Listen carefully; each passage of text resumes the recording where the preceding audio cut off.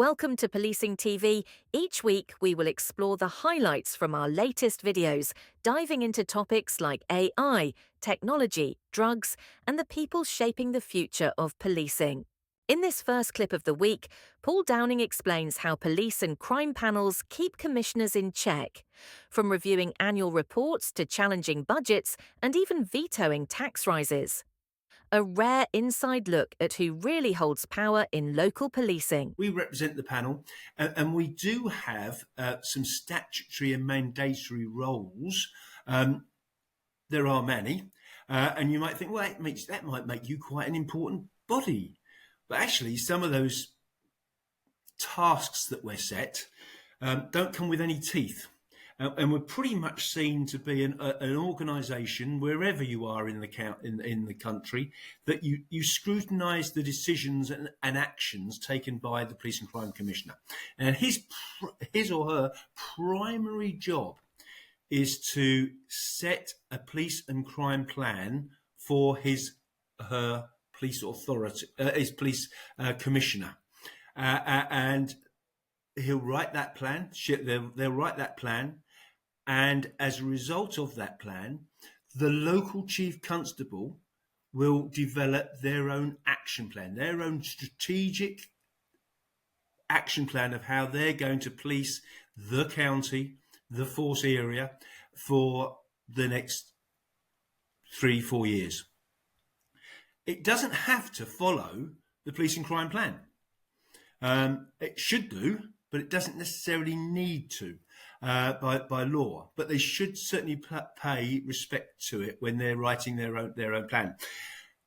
The panel will also have view of that plan and should comment on it at a very early stage and feedback. And we feed back as effectively members of the local authority, or as indeed members of the public. So we try and keep the PCC on the straight and narrow in that respect. What does the public think of your plan at this stage? Every year, we then have to mark the PCC's homework, because every year he will. So overviewing that police and crime plan is one of the mandatory functions.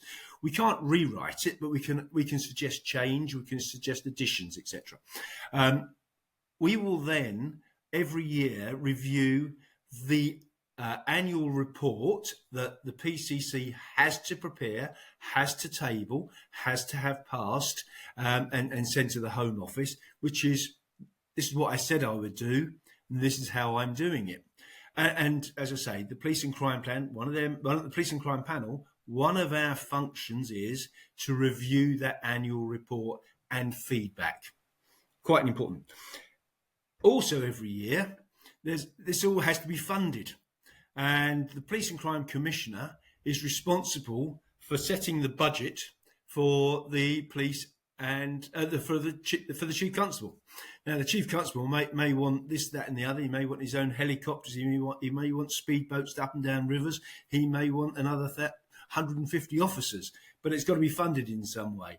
The way it works in the UK is central government do supply a grant. It's an ever decreasing grant. Perhaps that's another addition that for our series. Comments on how we make the purse work, public purse work. But the Police and Crime Commissioner effectively then sets a local tax, and it's called in the UK the precept. And it's collected by the local authorities, but it is the commissioner, the Police and Crime Commissioner, that says, I need X amount of money to fund policing moving forward. And we have a right to veto that. The panel has a right to veto that and can say, perfect, we're happy with your 5% increase, or Commissioner, we don't think that you're going to actually be able to do everything you say you're going to do in your policing plan. Go for 6%. I don't think that's ever happened, but we could suggest that. In this clip, Peter Sloly reflects on his early policing years, from culture clashes and questions of belonging to his decision to stay, rise through the ranks, and drive meaningful reform from within. This is obviously a sort of general statement, but I found in my policing career at least back in the late 80s, early 90s when I joined. The first 5 years, no matter what your reason for joining, I found most police officers were trying to figure out whether they were going to stay, whether the expectations were being met, new opportunities were being found, whether they could handle the different difficult elements of policing, psychological, physical, emotional, spiritual. And so I found myself in that position. I was good at it. I mean, I was physically strong. I was an athlete. I was, educated. I was one of the few recruits at that time that had post-secondary education, a university degree. I had strong family values and faith values. I was well prepared to be a police officer, but I wasn't prepared for the policing career, if that makes sense. And it usually takes, I find, about 3 to 5 years before I think most people get committed to it. And that was my story. My commitment was tested around my 4th and 5th year. I had seen enough policing in Toronto, which for your viewers who may not know Canada, Toronto tends to be around the 3rd or 4th largest size municipal police service in North America. So, you have New York City, you have Los Angeles, you have Chicago, and then Toronto tends to be, between Toronto and Atlanta, the largest police service. So around 5,000 police officers, 7,500 total with the civilians, and policing a city of roughly 3 to 3.5 million. So that gives you some context. So it's a big, hardworking police service that deals with a lot of issues: crime, public order, national and international events. So I enjoyed it from that standpoint. Variety of policing opportunities. What I found very difficult was what I would call the trust and confidence piece. Internally, the culture of policing can be very, very hard on people who are square pegs and round holes. And I found myself as that type of character, someone who could do the job, but I thought differently about it. I wanted to do things differently. I wanted to try things that were different. And that could rub my colleagues the wrong way. At the same time, that trust and confidence turned on the outside. And back in the 80s and 90s, Toronto and Canada was a very changing dynamic. Lots of new immigrants coming in. The city and the country was growing up. The city was becoming a world-class city. The country was becoming a stronger middle power. We wanted different things from all of our institutions, included policing. And there's a lot of changes taking place.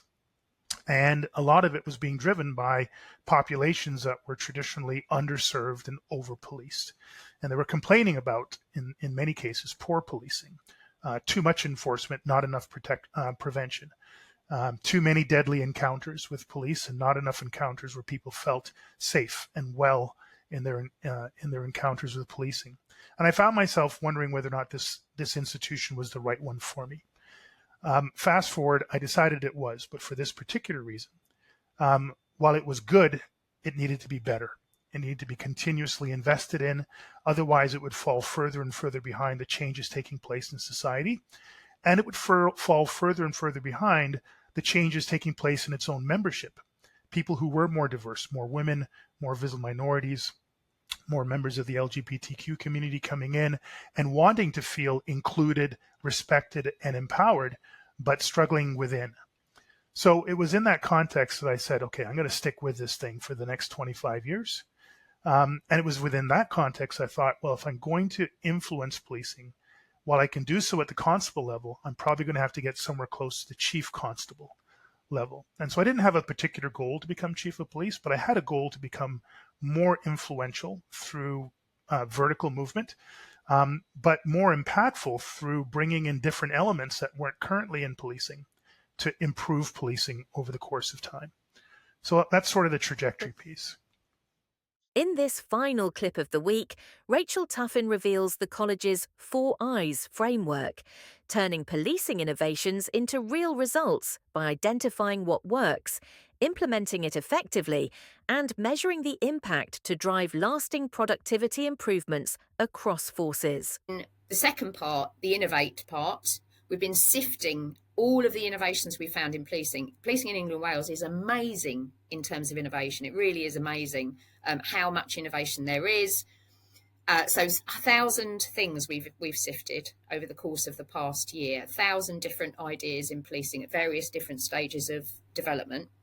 And from those, we've picked out with a like people from across the sector, from NPCC and PDS and Home Office and the Office of the Police Chief Scientific Advisor, all the colleagues, picked out the ones that we think are the most likely to make a difference in terms of productivity. And those are the ones we're then providing implementation support on. And that's our next I. So implement, provide the support, make sure you're really getting things embedded, because that's the bit, as we've talked about in some of the other videos, where we haven't done enough in the past to really help forces to land things, and to do that in a concentrated enough way. Like, you don't want to waste resource, but how you need to do a pretty concentrated effort on it. And I'll do a quick example in a minute, just to make sure you get it in, not just in 2 or 3 or 4 or 5 forces, but across them all. And then finally, measure the difference. And this links back to what I was saying about being persuasive as a good place for investment in the future. Hey, I could add another I, couldn't I? And invest on the end. But anyway, is impact. So measuring impact. And that is the bit where we've been very variable in this in the past. Some people call it benefits realization in sort of project management speak, but effectively not just being able to show that, let's say, policing saved some time, but they've actually taken that time, reallocated it somewhere else, and seen a performance difference as a result of doing that. Or they've seen an immediate performance difference in the place where they saved the time, but that's actually been captured, and we can show that we're getting better. So in the case of redaction, to use a quick example, so this is software that allows forces to automate removing the kind of identifiable information in police paperwork so that it can be then shared, rather than people having to do it manually. Sounds like a no-brainer, but not all forces were doing it. And when you dig into it, there's a number of reasons why they're not, because we picked that as one of our examples. You can help them in different ways. So some of them, they just need help with a business case, and the business case, another force has done it, and they're perfectly happy to share it. Or there's an issue about the backlog they've got in their DDAT area. So they just got too much change going on already. And that might be the case for other change kind of bandwidth issues. And then finally, and I think this is really critical, in some forces, they have got it and they've implemented it, but it's not generating any impact, because when they first put it in place, it was a bit glitchy. It put the officers off. And so now they're not using it, even though they've actually got access to this great software, because the landing of it at the beginning didn't work very well. And then you've got to go back around and go, okay, it's fine now, it's working really well, let's go back, let's make sure they get it. So those 4 I's, that's really working well for us as a sort of little structure. And then the next step, so and I should say, on those 4 things, there's a thing for each thing. So there's a tool for insight.